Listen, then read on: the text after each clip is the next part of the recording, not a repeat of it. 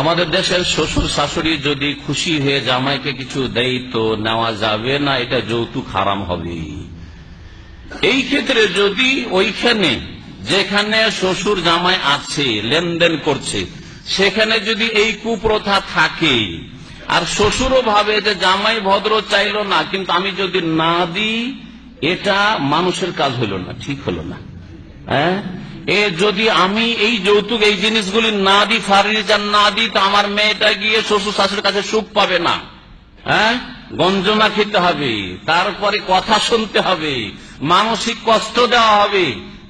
আমি নিজে শুনেছি দাড়িওয়ালা লোকের কাছে যে আমি না হয় ভদ্রতার সাথে চাইলাম না, তো তাদের একটা বিবেকও নেই। বোঝা গেছে, একটু তো বিবেক থাকা উচিত। চাইলাম না সেজন্য কিছুই দেবে না, তাহলে হারাম। তাহলে হারাম, ওখানে লোভ আছে। আপনাদের ইচ্ছা মানে দিতে হবে না, কিছু দেওয়া চলবে না। নবী সাল্লাল্লাহু আলাইহি ওয়াসাল্লামের জামানাতে এরকম দেওয়া দেয় হতো না।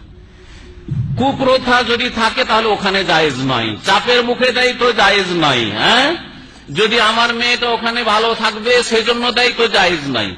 কিন্তু দেখা যাচ্ছে যে বিয়ে দিয়েছি, তারপরে জামাই অভাবেও আছে আর আলহামদুলিল্লাহ পয়সা আছে, দিতে পারবো, সব মেয়েকে দিতে পারবো, তাহলে দিক, অসুবিধা নেই।